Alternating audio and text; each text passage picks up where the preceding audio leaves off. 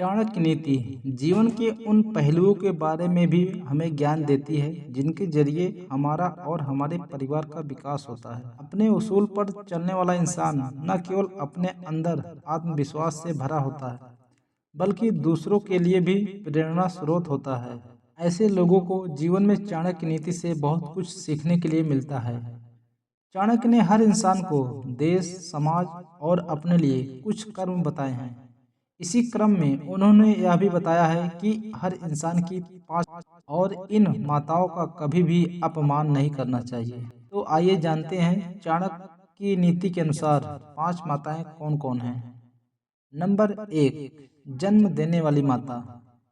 जन्म देने वाली माता इंसान की सबसे पहली माता होती है और आपको जन्म देने का जो कष्ट उसने उठाया है उसका एहसान, इसलिए जन्म देने वाली माता का ख्याल रखना और उनका सम्मान करना हर इंसान का फर्ज है।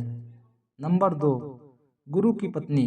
गुरु की पत्नी भी माँ ही मानी गई है क्योंकि गुरु पिता समान होते हैं। गुरु के कारण ही इंसान जीवन में सही और गलत की पहचान ही नहीं करता बल्कि ज्ञान का भंडार भी उन्हीं से मिलता है। इसलिए गुरु की पत्नी भी हमेशा अपने पति के शिष्यों को संतान के रूप में ही देखती है। गुरु की तरह ही इनका सम्मान हमेशा करना चाहिए। नंबर 3, पत्नी की माता। बहुत कम लोग होते हैं जो अपनी पत्नी की माँ को भी माँ की तरह मानते हैं और उनका सम्मान करते हैं। आचार्य चाणक्य का कहना है, जिसने आपको अपनी पुत्री दी है और आपको अपना पुत्र माना है वह आपकी माँ समान ही है, इसलिए उनका सम्मान करना आपका धर्म है। नंबर 4, राजा या देश के मुखिया की पत्नी। किसी भी देश का राजा या मुखिया की पत्नी भी माँ के समान ही होती है। जिस देश या राज्य में आप रहते हैं वहाँ के मुखिया की पत्नी को माँ के समान ही सम्मान दें।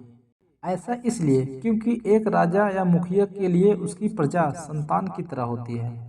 नंबर 5, पालन पोषण करने वाली महिला। जिस तरह जन्म देने वाली माँ होती है वैसे ही पालन पोषण करने वाली भी माँ के समान ही होती है।